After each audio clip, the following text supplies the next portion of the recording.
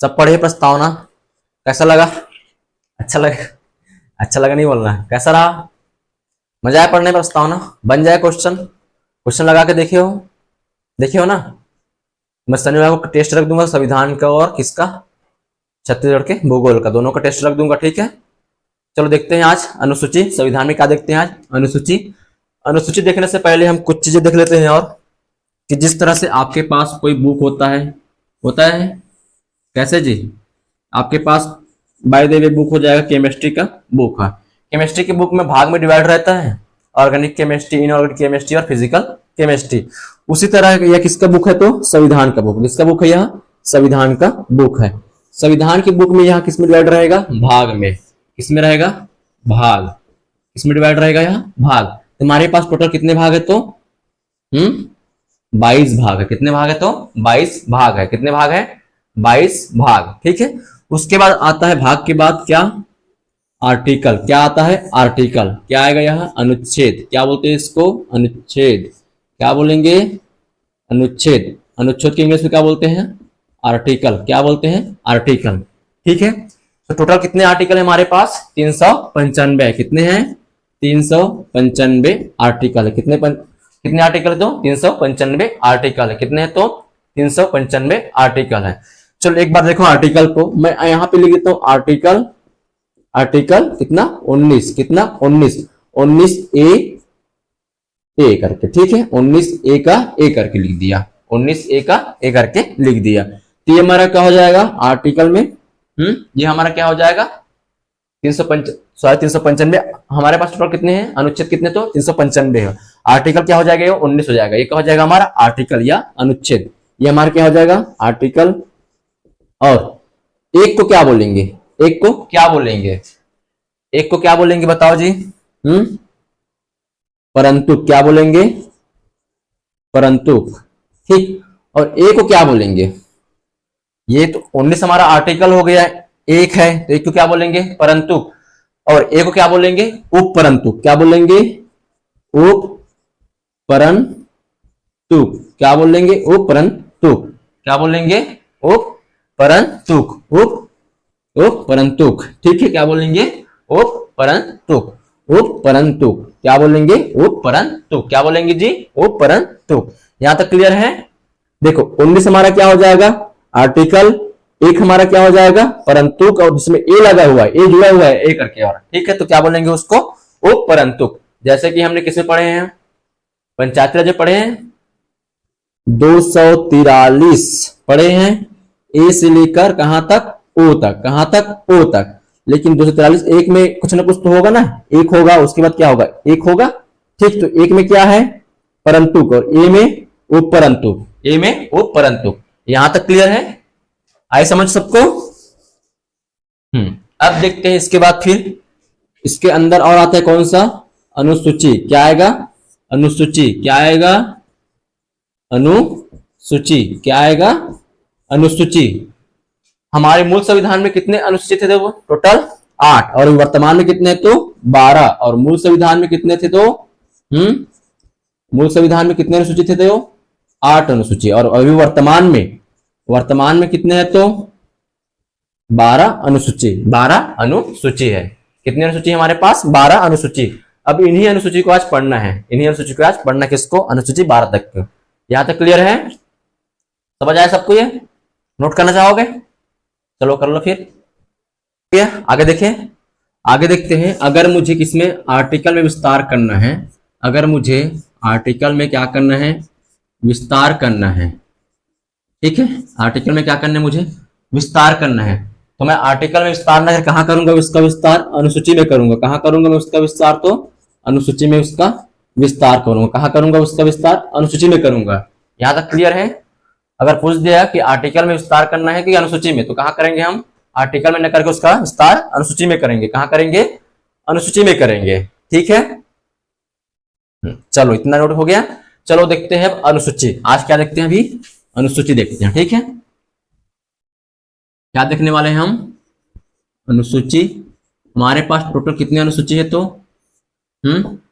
Total कितने हैं जी? 12 अनुसूची। टोटल 12 अनुसूची। और मूल संविधान में 8 अनुसूची, वर्तमान में कितने हैं तो 12 अनुसूची है। ठीक है, तो हम देखते हैं प्रथम अनुसूची। प्रथम अनुसूची, प्रथम अनुसूची का संबंध किससे है? प्रथम अनुसूची का संबंध किससे है? तो प्रथम अनुसूची का संबंध है राज्यों के नाम, किसमें? राज्यों के नाम, राज्यों के नाम तथा सीमाओं से है। किससे है? सीमाओं से है।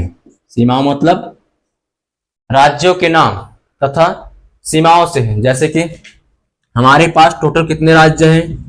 हाँ, कितने राज्य है जी?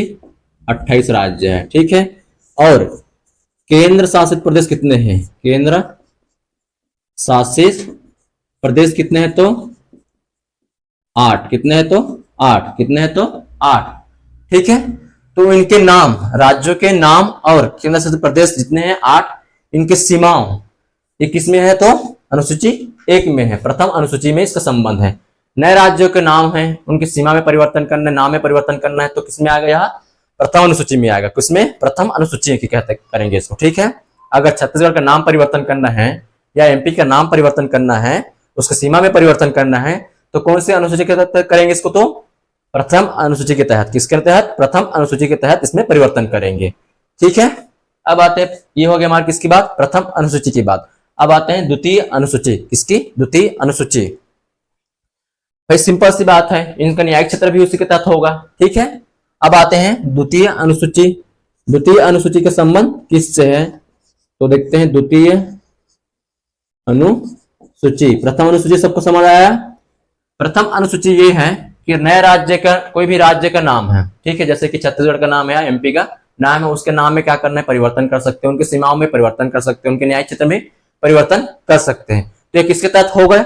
या होगा प्रथम अनुसूची के तहत। अनुसूची 1 के तहत होगा। अनुसूचित 1 के तहत, प्रथम अनुसूची के तहत होगा। यहां तक क्लियर है? अब देखते हैं द्वितीय अनुसूची। तो द्वितीय अनुसूची हमारा संबंध है वेतन से। किससे है? वेतन से है। किससे? तो वेतन से। पद अधिकारियों के जितने भी हैं, पदाधिकारी जितने भी हैं, उनके क्या है? वेतन एवं भत्तों से है। इसका संबंध तो द्वितीय अनुसूची का संबंध किससे है? तो वेतन एवं भत्ते से है। वेतन एवं भत्ते से, ये वेतन एवं भत्ते से है। किसका? तो पदाधिकारियों को जितने भी वेतन है और भत्ते हैं, उसका संबंध किससे? तो द्वितीय अनुसूची के तहत होता है। ठीक है, जितने भी पदाधिकारी हैं उनको वेतन और भत्ते कहां से मिलता है? किस अनुसूची के तहत मिलता है? तो द्वितीय अनुसूची के तहत मिलता है उनको। ठीक है, जैसे कि जी राष्ट्रपति हो गया, और हाँ, जितने भी पदाधिकारी है ना, ठीक है, तो द्वितीय अनुसूची के तहत वेतन एवं भत्ते, वेतन एवं भत्ते। ठीक है, जिसमें से कुछ चीजों को छोड़ना है, पीएम और सीएम को छोड़कर। किसको? पीएम और सीएम को। पीएम और सीएम को क्या करना है? छोड़कर जितने भी पदाधिकारी हैं उनका वेतन एवं भत्ते कहां से मिलते हैं? तो द्वितीय अनुसूची के तहत मिलता है। द्वितीय अनुसूची के तहत मिलता है। इनको तो जितने भी पद अधिकारी हैं उनको। ठीक है, सीएम और पीएम को छोड़कर, सीएम और पीएम को छोड़कर जितने भी पदाधिकारी हैं उनको द्वितीय अनुसूची के तहत वेतन एवं भत्ते का निर्धारण होता है या मिलता है।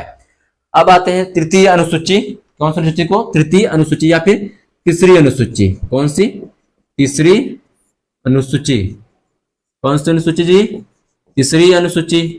तीसरी अनुसूची का संबंध किससे है? तो तीसरी अनुसूची का संबंध है शपथ से। किससे? शपथ से। तो किसका? पद अधिकारियों का शपथ, पदाधिकारियों का शपथ। जितने भी पद अधिकारी हैं, है ना, उनका उन लोग शपथ लेंगे तो कौन से अनुसूची के तहत लेंगे? तो तीसरी अनुसूची के तहत शपथ लेंगे। ठीक है, लेकिन इनमें से 3 को छोड़कर, जैसे कि राष्ट्रपति, उपराष्ट्रपति और राज्यपाल को छोड़कर। ठीक, किसको छोड़कर? 3 को छोड़कर। कौन कौन है 3? बताओ। पहला कौन सा बताया था मैं? राष्ट्रपति। कौन सा? राष्ट्रपति। राष्ट्रपति के लिए अलग से आर्टिकल है शपथ के लिए। ठीक, उसी तरह उपराष्ट्रपति, उपराष्ट्रपति के लिए भी अलग से आर्टिकल है। किसके लिए? शपथ के लिए। और राज्यपाल, और कौन सा? राज्यपाल। कौन सा जी? राज्यपाल। तीन को छोड़कर ना, तीन को छोड़कर कौन किसको? राष्ट्रपति, उपराष्ट्रपति, राज्यपाल। राष्ट्रपति, उपराष्ट्रपति और राज्यपाल। राष्ट्रपति का शपथ है आर्टिकल 50, आर्टिकल 59 नहीं 60 है, सॉरी कौन सा है? 60, आर्टिकल 60, आर्टिकल 60, आर्टिकल 60। कौन सा? राष्ट्रपति आर्टिकल 60 के तहत शपथ लेंगे, राष्ट्रपति आर्टिकल 60 के तहत शपथ लेंगे। और उपराष्ट्रपति आर्टिकल 69 के तहत शपथ लेंगे। कौन? उपराष्ट्रपति।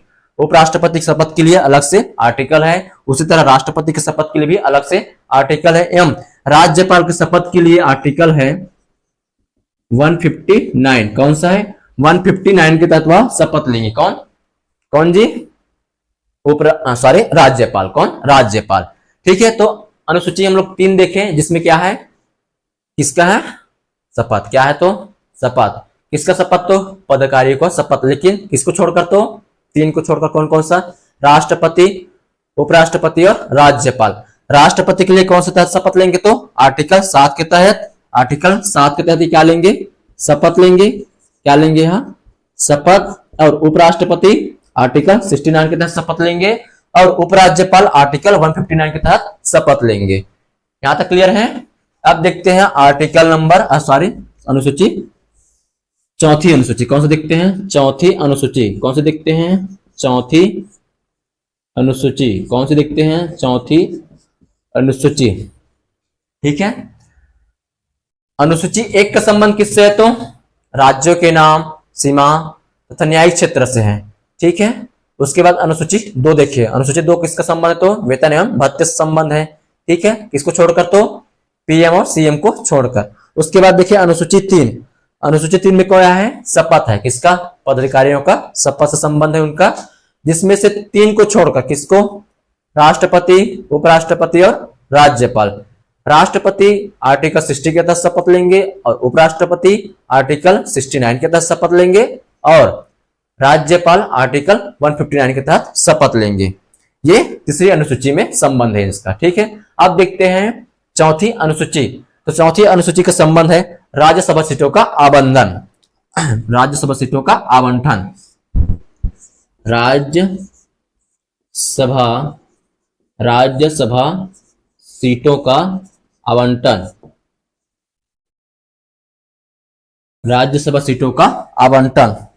राज्यसभा सीटों का आवंटन हो किसके आधार पर? तो जनसंख्या के आधार पर। किसके आधार पर होगा? तो जनसंख्या के आधार पर। किसके आधार पर होगा? जनसंख्या के आधार पर। क्लियर है यहां तक? जैसे कि छत्तीसगढ़ में कितनी राज्यसभा सीटें हैं? तो 5। तो यहाँ की जनसंख्या के आधार पर उनका क्या हुआ? आवंटन हुआ कि यहाँ पे 5 सीटें रहेगी। किसके लिए? किसके लिए? राज्यसभा सीट के लिए। ठीक है, उसी तरह महाराष्ट्र में कितने हैं? उनके जनसंख्या के हिसाब से रहेगा। ठीक, और एमपी में कितने हैं? उनके जनसंख्या के हिसाब से रहेगा। किसका? राज्यसभा सीट का। तो राज्यसभा सीटों का आवंटन या किसके तहत है? तो चौथी अनुसूची के तहत निर्धारित होता है कि कौन से राज्य में कितने राज्यसभा सीट देना है। यहां तक क्लियर है? कौन सा? चौथी अनुसूची के तहत है राज्यसभा सीटों का आवंटन। कितने तहत? तो जनसंख्या के आधार पर। किसके आधार पर? तो जनसंख्या के आधार पर। जिस राज्य में जितनी जनसंख्या होगी उसके अनुसार क्या मिलेगी? उनको सीट मिलेगी। किसका? राज्यसभा सीटों का। ठीक है यहां तक? हाँ, इतना नोट करो, फिर आगे देखते हैं। बताओ अनुसूची 1। ठीक है, अनुसूची 2 इसको छोड़कर। अनुसूची 3 कौन कौन? आर्टिकल। ठीक, और अनुसूची 4 जी। क्लियर है? अनुसूची सबको याद हो गया 4 तक। अब देखते हैं अनुसूची 5वीं अनुसूची। कौन सी देखते हैं आप? 5वीं अनुसूची। कौन सी अनुसूची देखते हैं आप? 5वीं अनुसूची। ठीक है, 5वीं अनुसूची। 5वीं अनुसूची का संबंध है अनुसूचित क्षेत्र तथा जनजातीय क्षेत्रों का प्रशासन। इसका संबंध किससे है? अनुसूचित क्षेत्रों तथा जनजाति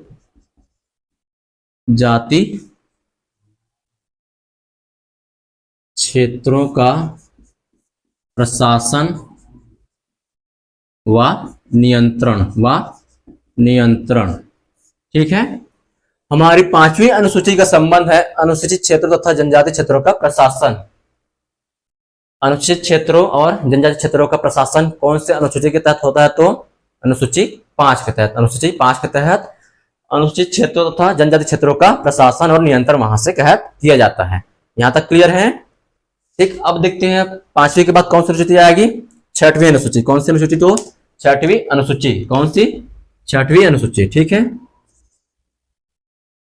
6वीं अनुसूची। तो 6वीं अनुसूची का संबंध किससे है जी?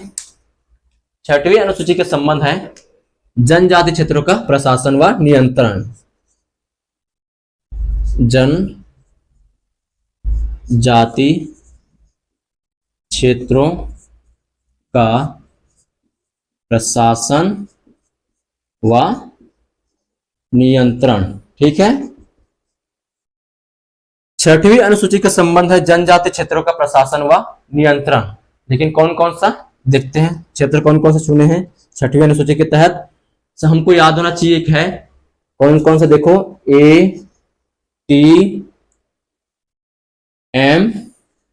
ATM और M। सबको याद रहेगा ATM? ठीक है, सबको याद रहेगा ना?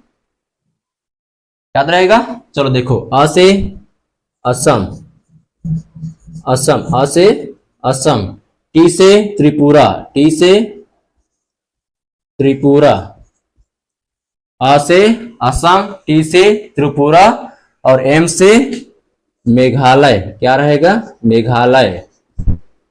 एम से मेघालय। आ से असम, टी से त्रिपुरा, एम से मेघालय और एक एम से हो जाएगा मिजोरम। क्या हो जाएगा? मिजोरम। क्या हो जाएगा? मिजोरम। तो इन 4 अनुसूचित क्षेत्रों का या जनजाति क्षेत्रों का प्रशासन व नियंत्रण कौन से अनुसूची के तहत होता है? तो 6वीं अनुसूची के तहत होता है। कौन सी? 6वीं अनुसूची के तहत कौन कौन से जनजातीय क्षेत्र होता है? तो असम, त्रिपुरा, मेघालय और मिजोरम का प्रशासन व नियंत्रण 6वीं अनुसूची के तहत होता है। जबकि अनुसूचित क्षेत्र तथा जनजाति क्षेत्रों का प्रशासन कौन सा अनुसूची के तहत होता है? तो 5वीं अनुसूची के तहत। 5वीं अनुसूची के तहत। ठीक है, उसी तरह 6वीं अनुसूची के तहत 4 राज्यों का प्रशासन व नियंत्रण होता है। कौन कौन से? तो ATMM, ATMM। ए से असम, टी से त्रिपुरा और एम से मेघालय और एक एम से मिजोरम। एक एम से मिजोरम। ये किसकी बात है? तो 6वीं अनुसूची की बात है। यहां तक क्लियर है? राज्यसभा सीटों का आवंटन कौन सी अनुसूची में है? तो अनुसूची 4 में। अनुसूची 4 में। ठीक है, अगर पूछ दिया गया कि असम, त्रिपुरा, मिजोरम और मेघालय का कौन से अनुसूची के तहत प्रशासन व नियंत्रण किया जाता है? तो अनुसूची कौन सा है हमारे पास? 6वीं अनुसूची। कौन सी अनुसूची? तो 6वीं अनुसूची। ठीक है, 5वीं अनुसूची का संबंध किससे? तो ओवरऑल सभी अनुसूचित क्षेत्रों तथा जनजातीय क्षेत्रों का प्रशासन पर। लेकिन 6वीं अनुसूची का संबंध है मात्र 4 राज्यों से। कितने राज्यों से? 4 राज्यों का संबंध है। कौन कौन सा? असम, त्रिपुरा, मेघालय और मिजोरम। असम, त्रिपुरा, मेघालय और मिजोरम से संबंध है। ठीक है, इन्हीं के तहत क्या होता है? इनका प्रशासन होता है। कौन से अनुसूची के तहत? तो 6वीं अनुसूची के तहत इनका प्रशासन व नियंत्रण होता है। यहां तक क्लियर है? अब देखते हैं 7वां अनुसूची। कौन सी? 7वीं अनुसूची। तो 7वीं अनुसूची देखते हैं। कौन सी अनुसूची? 7वीं अनुसूची।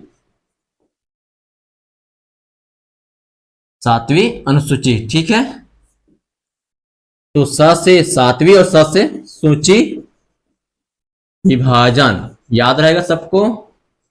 सूची विभाजन। स से 7वीं और स से सूची विभाजन। स से 7वीं और स से सूची विभाजन। ठीक है, 6वीं अनुसूची का संबंध जी हाँ। कौन कौन से राज्य है? और पांचवी क्या? तीसरी अनुसूची का? और शपथ। द्वितीय क्या? दूसरी अनुसूची का? ठीक है। अब देखते हैं सातवीं अनुसूची। सातवीं अनुसूची के तहत शक्तियों का विभाजन किया गया है। किसके तहत? सातवीं अनुसूची के तहत क्या किए गए हैं? शक्तियों का विभाजन किया गया है। कैसे? देखते हैं। शक्तियों का विभाजन, शक्तियों का विभाजन किया गया है। कौन से तहत? तो सातवीं अनुसूची के तहत। चलो देखते हैं कौन कौन सी शक्ति यहां पे। केंद्र, या इसी को क्या बोलते हैं? संघ। ठीक है। और राज्य, और हो जाएगा हमारा समवर्ती। कौन सा? समवर्ती। ठीक है। सूची विभाजन कौन सी अनुसूची में? तो सातवीं अनुसूची में है सूची विभाजन। सूची विभाजन में क्या है? शक्तियों का विभाजन किया गया है। क्या किया गया है? शक्तियों का विभाजन किया गया है। जैसे कि कुछ कानून ऐसे हैं जो केवल केंद्र सरकार बनाएगी। किसके तहत होगी? वह केंद्र सरकार के तहत होगी। कुछ कानून ऐसे होंगे जिस पर अधिकार किसका होगा? राज्य सरकार का होगा। और कुछ कानून ऐसे होंगे, कुछ नियम और कानून ऐसे बनाएंगे जो राज्य तथा केंद्र सरकार दोनों का मिला जुला रूप है। कौन सा? समवर्ती सूची का रखे उनको। ठीक है। आगे आगे देखें तो केंद्र सरकार कौन कौन सा विषय है इनके पास? तो हो जाएगा जनगणना है। जनगणना पर कौन सा बनाएगा? किसका विषय है? केंद्र सरकार का। तो जनगणना हो गया। कौन सा? जनगणना। कौन सा विषय? तो जनगणना। अब देखते हैं एक और है नागरिकता। नागरिकता, इस पर नियम और कानून बनाने का अधिकार किसके पास है? तो केंद्र के पास है। किसके पास है? केंद्र के पास है। केंद्र के पास जनगणना, नागरिकता और भी है विषय जिनके पास क्या है? अधिकार है केंद्र के पास नियम और कानून बनाने का। अब देखते हैं राज्य पर। राज्य पर अभी जैसे चुनाव हुआ तो कौन सा? पंचायती राज। कौन सा? सबको पता है, पंचायती राज। और कौन सा हुआ था? नगरीय निकाय। नगरीय निकाय, पंचायती राज और नगरीय निकाय में जिसमें राज्यपाल अधिसूचना जारी करके बताया था। सबको पता है ये चीजें, मैं पंचायती राज में क्लास में बता चुका है चीजें। ठीक है। देखो, राज्य सूची पर विषय, राज्य सूची के विषय पर कानून बनाने का अधिकार किसका है? तो राज्य सरकार को हो। जैसे कि पंचायती राज, पंचायती राज किसके विषय? तो राज्य सरकार के विषय है। और नगरीय निकाय, नगरीय निकाय किसका है? तो राज्य सरकार का विषय है। उसी तरह है पुलिस भी है। कौन सा? पुलिस। कौन सा है? पुलिस। तो पुलिस पर नियम और कानून कौन बनाएगी? तो राज्य सरकार बनाएंगे। कौन बनाएगी? तो राज्य सरकार बनाएंगे। अब आते हैं समवर्ती सूची, जिस पर कानून बनाने का अधिकार राज्य और केंद्र दोनों को है। मतलब दोनों मिलजुल कर कानून बनाएंगे। जैसे कि है शिक्षा। जैसे कि क्या है? शिक्षा, सबको पता है। एक सीबीएसई होता है और सीजी बोर्ड होता है, जिन पर कानून बनाने का अधिकार राज्य सरकार और केंद्र सरकार दोनों को है। सबको पता है ये। ठीक। उसी तरह एक और आ जाएगा। कौन सा? स्वास्थ्य। कौन सा जाएगा? स्वास्थ्य। स्वास्थ्य पर भी कानून बनाने का अधिकार, नियम और कानून बनाने का अधिकार किसके पास होगा? तो केंद्र व राज्य दोनों मिलकर इस पर कानून व नियम बनाएंगे। किसके लिए? स्वास्थ्य के लिए, शिक्षा के लिए। ये हमारा कौन सा है? सातवीं सूची। सातवीं सूची में किसका संबंध है? तो सूची विभाजन। किसका संबंध? तो सूची विभाजन से। सूची विभाजन का मतलब क्या है? शक्तियों का विभाजन होना। जैसे कि केंद्र का सरकार है जो नियम और कानून बनाएगी, राज्य सरकार अपना नियम और कानून बनाएंगी, और दोनों मिलकर जो नियम और कानून बनाएंगे उसको क्या बोलेंगे? समवर्ती। क्या बोलेंगे? समवर्ती सूची बोलेंगे। ठीक है। केंद्र सरकार जो नियम और कानून बनाएगी वह क्या रहेगी? अब जैसे कि नागरिकता है, तो नागरिकता संबंधी नियम और कानून कौन बनाएगा? क्या राज्य सरकार बनाएगा? जैसे कि पाकिस्तान से कोई आ रहा है, बांग्लादेश से कोई आ रहा है राज्य में, तो उस पर नियम और कानून बनाने का अधिकार किसको है? केंद्र को, ना कि राज्य को। ठीक है। उसी तरह राज्य सरकार के विषय पर कानूनी व नियम बनाने का अधिकार किसके पास? तो राज्य सरकार के पास है। जैसे कि पंचायती राज राज्य के विषय है, नगरीय निकाय राज्य के विषय है, और पुलिस किसके विषय? तो राज्य सरकार का विषय। उसी तरह समवर्ती सूची पर नियम और कानून बनाने का अधिकार केंद्र व राज्य दोनों को है। हमको मात्र बस ये याद होना चाहिए कि सातवीं अनुसूची का संबंध है सूची विभाजन से, जिसमें शक्तियों का बंटवारा होता है। पहला केंद्र सरकार, दूसरा राज्य सरकार, तीसरा समवर्ती सूची। ठीक है, केंद्र सूची पर नियम और कानून बनाने का अधिकार केंद्र के पास होगा और सेंट्रल के पास होगा, और राज्य पर नियम और कानून बनाने का अधिकार राज्य सरकार के पास होगा, स्टेट गवर्नमेंट के पास होगा। उसी तरह समवर्ती सूची पर नियम और कानून बनाने का अधिकार दोनों के पास होगा। ठीक है, किसके पास? राज्य और केंद्र दोनों मिलकर उस पर नियम और कानून बनाएंगे। यहां तक क्लियर है? चलो इतना नोट करो। फिर छठवीं अनुसूची का संबंध किससे जी? कौन कौन से राज्य? और पांचवी का ओवरऑल का। ठीक है, चौथी का, सातवीं का, और चलो देखते हैं अब आठवीं अनुसूची। कौन सी अनुसूची? आठवीं अनुसूची देखते हैं। कौन सी अनुसूची देखना है अभी? आठवीं अनुसूची। ठीक है, आठवीं अनुसूची। ठीक है, आठवीं अनुसूची। तो आठवीं अनुसूची का संबंध है भाषा से। किससे संबंध है? भाषा से संबंध है। किससे? भाषा से। आठवीं अनुसूची का संबंध किससे है? तो भाषा से संबंध है। किससे? भाषा से। ठीक है, मूल संविधान में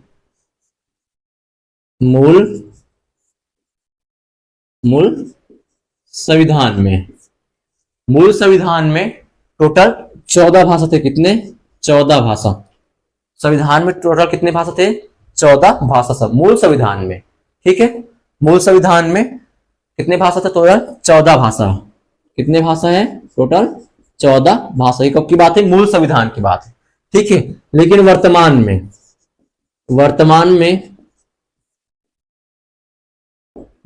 में अभी 22 भाषा है। कितनी भाषा है? तो 22 भाषा है। कितनी भाषा है? 22 भाषा है। कितनी भाषा है? तो 22 भाषा। 14 है मूल संविधान में, लेकिन अभी वर्तमान में कितना है? 22 भाषा। तो 22 भाषा आया कहां से? तो संविधान संशोधन के तहत का है। किसके तहत आया? तो संविधान संशोधन के तहत आया है। देखते हैं कौन कौन सा संविधान संशोधन हुआ है उसके तहत आया। ठीक है, तो सबसे पहले हुआ है कौन सा? 21वां संविधान संशोधन। कौन सा? 21वां संविधान संशोधन। 21वां संविधान संशोधन के तहत 21वां संविधान संशोधन के तहत सिंधी भाषा को मान्यता मिली। कौन सी भाषा को? सिंधी भाषा को क्या मिली है? संवैधानिक मान्यता मिली है। ठीक है, 21वां संविधान संशोधन के तहत कौन सी भाषा को मिली? तो सिंधी भाषा को मान्यता मिली है। उसके बाद होता है 71वां संविधान संशोधन। कौन सा है? 71वां संविधान संशोधन। 71वां संविधान संशोधन के तहत 3 भाषा को मान्यता मिली थी। कितनी भाषा? 3 भाषा को। हमको याद रखना है नमक। कौन सा? नमक। ठीक है, क्या याद रखना है? नमक। न से नेपाली, न से नेपाली। ठीक है, न से नेपाली, म से मणिपुरी, म से मणिपुरी, न से नेपाली, म से मणिपुरी, और क से कोंकणी, क से कोंकणी, क से कोंकणी भाषा। ठीक है, कितनी भाषा मिल गई हमको? कितनी भाषा हो गई जी टोटल? सिंधी, उसके बाद कौन सा हो गया? नेपाली, मणिपुरी, कोंकणी। कितना हो गया? 14 था। 14 में 4 जोड़े तो 18 हो गया। कितना हो गया? 18, और 18 4 22, मतलब 4 भाषा और बाकी है अभी। ठीक, चलो देखते हैं। 21वां संविधान संशोधन हुआ जिसके तहत सिंधी भाषा को संवैधानिक दर्जा, संवैधानिक महत्व मिला।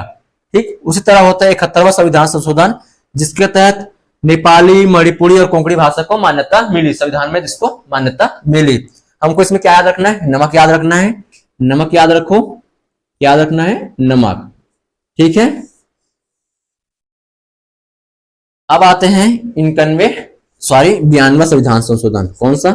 92वां संविधान संशोधन के तहत। कौन सा? 92वां संविधान संशोधन के तहत 4 भाषा को मान्यता मिली है। 4 भाषा को मान्यता मिली है।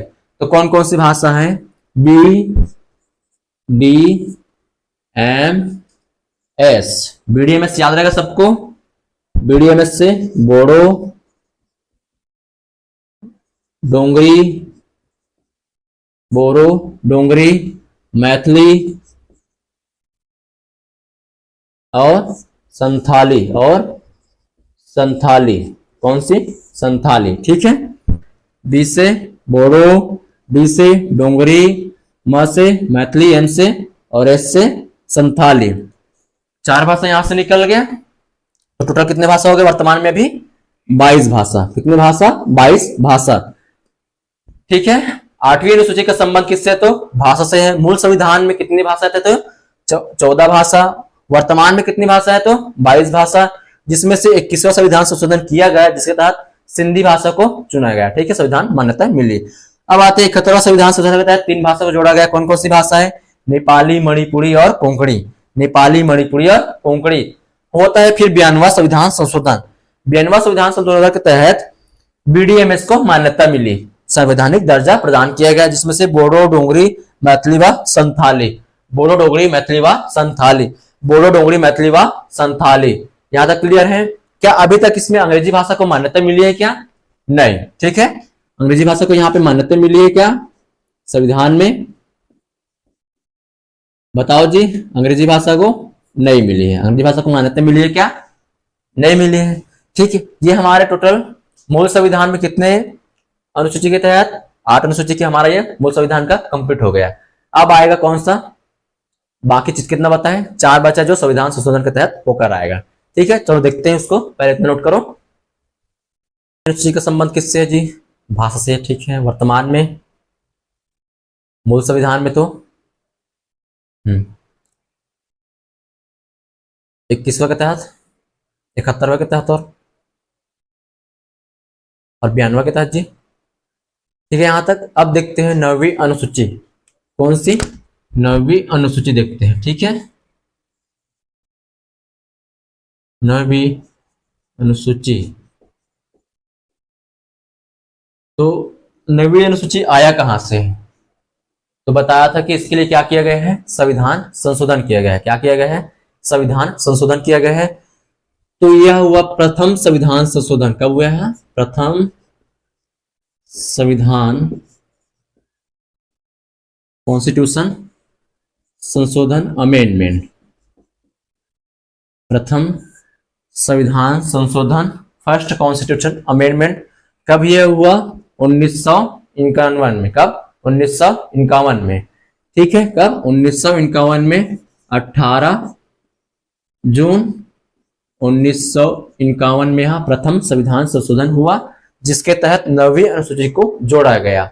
जिसके तहत 9वीं अनुसूची को जोड़ा गया। और 9वीं अनुसूची का संबंध है भूमि सुधार कानून तथा जमींदारी प्रथा की समाप्ति को लेकर। ठीक है, भूमि सुधार कानून तथा जमींदारी प्रथा की समाप्ति से। किससे है? भूमि सुधार कानून तथा जमींदारी प्रथा की समाप्ति से। उस टाइम क्या जाता था? जमींदारी प्रथा चलता था। ठीक है, और भूमि सुधार के लिए क्या लाया? कानून लाया गया। जमींदारी प्रथा को समाप्त किया गया। तो 9वीं अनुसूची का संबंध किससे है? भूमि सुधार कानून तथा जमींदारी प्रथा के समाप्ति से है। जमींदारी प्रथा की समाप्ति से है। ठीक है, इसके तहत तो 9वीं अनुसूची के तहत जितने भी विषय रखे हैं, इनका न्यायिक समीक्षा की जा सकती है। न्यायिक समीक्षा की जा सकती है। न्यायिक समीक्षा की जा सकती है। इसके तहत तो 9वीं अनुसूची के तहत भूमि सुधार कानून व जमींदारी प्रथा की समाप्ति की गई है। भूमि सुधार कानून में न्यायिक समीक्षा की जांच की जा सकती है। न्यायिक समीक्षा की जांच की जा सकती है, मतलब इसको न्यायालय में चुनौती दिया जा सकता है। ठीक है, 2007 में एक वाद होता है, जो है कोहतुल्लो और तमिलनाडु वाद है, जिसमें ये कहा गया कि 1973 के पहले जितने भी भूमि सुधार कानून थे, उनको अलग रखो। 1973 के पश्चात जितने भी है, उनमें क्या किया जा सकता है? न्यायिक समीक्षा की जा सकती है व उनकी जांच की जा सकती है। 1973 के बाद। ये कब आया? तो 2007 की बात। ये 2007 में इसकी क्या हुआ? सर्वोच्च न्यायालय ने निर्णय लिया कि 1973 के पहले जितने भी है उनको छोड़ दो। 1973 के बाद जितने भी है उनको क्या करना है? उनकी न्याय समीक्षा की जा सकती है। ये कौन सी अनुसूची के तहत हो, तो 9वीं अनुसूची के तहत। कौन सी? 9वीं अनुसूची के तहत हो रही है। यहां तक क्लियर है। अब देखते हैं 10वीं अनुसूची। कौन सी अनुसूची? तो 10वीं अनुसूची। 10वीं अनुसूची। और 10वीं अनुसूची का संबंध है दल बदल कानून से। किससे है? दल बदल कानून से है। दल बदल कानून मतलब जैसे कोई राजनीतिक पार्टी है, छत्तीसगढ़ में कौन कौन सी पार्टी अभी वर्तमान में है? तो एक है बीजेपी, कांग्रेस, ठीक है, और कौन है? आम आदमी पार्टी, सब है। यहां तक क्लियर है। अब होता ये है दल बदल कानून में, पहले होता ये था कि कोई भी पार्टी का आदमी, सदस्य, विधायक हो चाहे लोकसभा सांसद हो, वह अन्य पार्टी के साथ जाकर मिल जाता था। वह अन्य पार्टी के साथ जाकर मिल जाता था, उनका सदस्य रहता था, लेकिन ठीक कुछ नहीं होता था उस टाइम। कब की बात है? जब संविधान संशोधन नहीं हुआ तब की बात है। 10वीं अनुसूची जब नहीं जोड़ा गया तब की बात है। लेकिन जब 10वीं अनुसूची जोड़ा गया, इसके तहत दल बदल कानून लाया गया कि अगर कोई विधायक, कोई विधायक, कोई सदस्य अपनी पार्टी छोड़कर अन्य पार्टी जाता है, अन्य पार्टी को ग्रहण करता है, अन्य पार्टी में शामिल होता है, तो उनके लिए कुछ अनिवार्य सदस्यता रखी गई है, जिसके लिए दो तिहाई सदस्य ही जाकर वहां पे क्या होंगे? शामिल होंगे। तो वहां उनकी सदस्यता समाप्त नहीं होगी। 2/3 अगर सदस्य वहां पे जाके क्या हो रहे हैं? शामिल हो रहे हैं, तो उनकी सदस्यता, विधानसभा जो सदस्य है या फिर लोकसभा सदस्य है, वह क्या रहेगी? सदस्य बनी रहेगी। अगर 2/3 से कम हुआ तो उनकी सदस्यता क्या हो जाएगी? समाप्ति हो जाएगी। क्या हो जाएगी? समाप्ति हो जाएगी। जैसे कि अभी हुआ था किसमें? ज्योतिरादित्य सिंधिया वाले में हुआ था कि उन्होंने किसको छोड़ा? किसमें आए? बीजेपी में। लेकिन कितने लोग क्या लेकर आए? वहां 2/3 सदस्य को लेकर आए ना। वहां कितने सदस्य को? 2/3 सदस्य को लेकर आए, तभी उनकी सदस्यता बनी रही। अगर 2/3 सदस्य लेकर नहीं आते तो उनकी सदस्यता क्या होती? समाप्त हो जाती। क्या हो जाती? समाप्त हो जाती। यहां तक क्लियर है। देखो 9वीं अनुसूची का संबंध किससे है? तो भूमि सुधार कानून व जमींदारी प्रथा की समाप्ति से है। ठीक है। उसके बाद इसमें कहा गया है कि इसकी न्यायिक समीक्षा की जा सकती है। लेकिन कब कहा गया? तो 2007 के जो केस हुआ ना, किसमें? 2007 में जो केस हुआ, उनके तहत कहा गया कि इसकी न्यायिक समीक्षा की जा सकती है।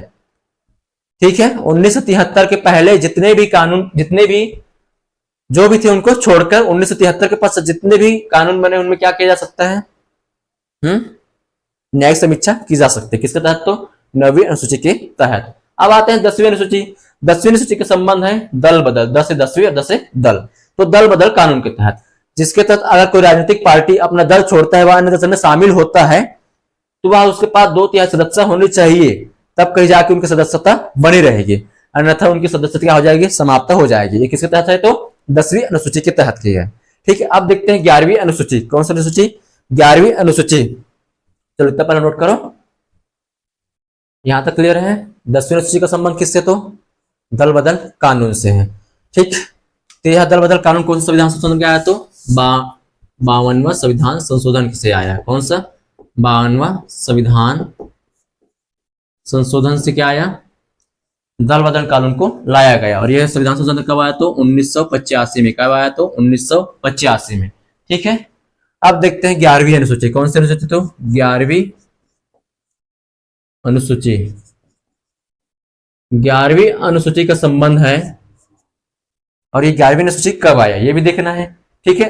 तो 11वीं अनुसूची कब आया? तो 73वां संविधान संशोधन होता है, जिसके तहत 11वीं अनुसूची को जोड़ा गया।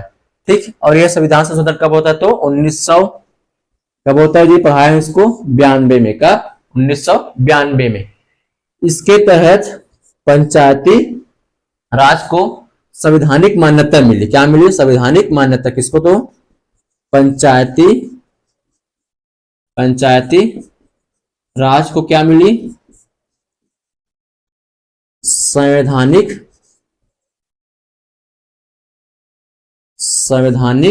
मान्यता मिली। ठीक है। 73वां संविधान संशोधन कब हुआ? 1992, जिसके तहत पंचायती राज को संवैधानिक मान्यता मिली। संवैधानिक मान्यता मिली। ठीक है। इसके तहत बताया था मैं कितने विषय रखे हैं इसके तहत? जब पढ़ा तो मैं पंचायती राज बताया था कितने विषय, 29 विषय। कितने विषय को शामिल किया गया, तो 29 विषय को इसमें शामिल किया गया है। इसमें पंचायती राज में, पंचायती राज में। इसके लिए मैं अनुच्छेद भी बताया था, कौन से अनुच्छेद से स्टार्ट हो रहा है, तो कौन सा अनुच्छेद है जिसके लिए बताओ, 243 ए से लेकर कौन सा, ओ, ए से लेकर ओ तक, 243 ए से लेकर ओ तक किसका विषय है, तो यह पंचायती राज को क्या मिली, यहाँ पे संवैधानिक मान्यता मिली। कौन सी अनुसूची में है यह, 11वीं अनुसूची। 11वीं अनुसूची कब आया, तो 73वां संविधान संशोधन हुआ कब, 1992 में, जिसमें पंचायती राज को संवैधानिक मान्यता मिली, जिसके तहत 29 विषय को शामिल किया गया। इसके तहत क्या है, अनुच्छेद कितने, तो 243 ए से लेकर ओ तक है, 243 ए से लेकर ओ तक है। अब देखते हैं इसमें 12वीं अनुसूची, ये रही किसकी बात, 11वीं अनुसूची। अब देखते हैं हम 12वीं अनुसूची को, किसको, 12वीं अनुसूची को। ठीक, 12वीं अनुसूची कब होता है, तो ये कब आया, तो 74वां क्या हुआ, संविधान संशोधन, कॉन्स्टिट्यूशन अमेंडमेंट हुआ कब, 1992 में। कब हुआ, 1992 में, जिसके तहत नगरीय निकाय को जोड़ा गया या संवैधानिक मान्यता मिली। किसको, नगरीय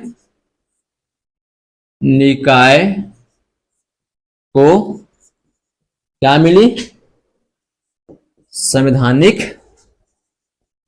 मान्यता दिया गया, संवैधानिक मान्यता दिया गया या संवैधानिक मान्यता मिली। किसको तहत, 12वीं अनुसूची के तहत नगरीय निकाय को रखा गया। किसको रखा गया है, नगरीय निकाय को रखा गया है।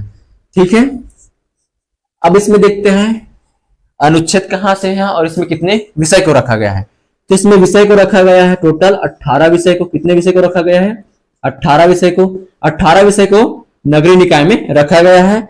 और इसका अनुच्छेद स्टार्ट होगा, बताओ जब कहां से होगा, ये पढ़े हम। इसका अनुच्छेद स्टार्ट होगा 243, कहां से, ओ के बाद पी, और पी के बाद कहां जाएगा, लास्ट जेड जी का, कहां जाएगा, जेड जी तक। कहां जाएगा, जेड जी तक। कहां जाएगा, जेड जी तक। ठीक है, ये रही हमारी किसकी बात, तो 12वीं अनुसूची की बात है। एक बार देख लो, दल बदल कानून होता है कब, 10वीं अनुसूची में जोड़ा गया है। कब जोड़ा गया उनको, 92वां संविधान संशोधन के तहत। ठीक है, अब देखते हैं 11वीं अनुसूची। 11वीं अनुसूची का संबंध है किससे, पंचायती राज से। पंचायती राज में टोटल कितने विषय को शामिल किया गया है, तो 29 विषय को शामिल किया गया है।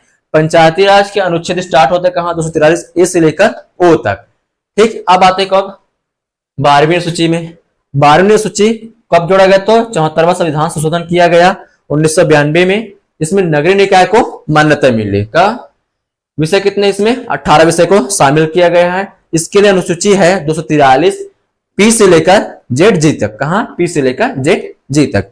ये हमारी किसकी बात रही, पूरी की पूरी अनुसूची की बात है। किसकी बात है, ये अनुसूची की बात है। कल हम देखेंगे किसको, भाग को। टोटल कितने भाग है हमारे पास, 22 भाग है। सबको एक साथ लिख लेंगे। क्लियर है यहां तक, सबको याद हो गया। अनुसूची 8 का संबंध, 7 का, 6 के तहत कितने राज्य है, 5, 4 में जी, अनुसूची 11 का। और तब सबको याद हो गया। चलो ठीक है, फिर यहां तक रखते हैं आज की क्लास। चलो नोट करो इतना फिर।